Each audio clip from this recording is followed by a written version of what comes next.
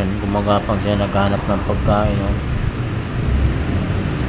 Ang ibon naghanap ng pagkain.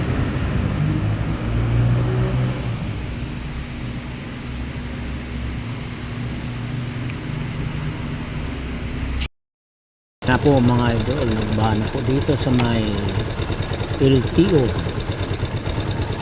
Malalim na po yung lugar dito. Po. Layo na.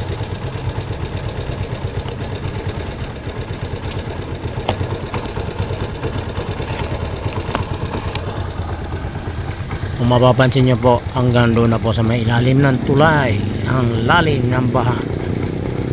Malalim na. Yan po. Ingat po kayo mga motorista. Pag dito sa likod ng LTO, wag na po kayong dumaan. Malalim na po dito. At saka dito sa Maria Clara, malalim na rin po.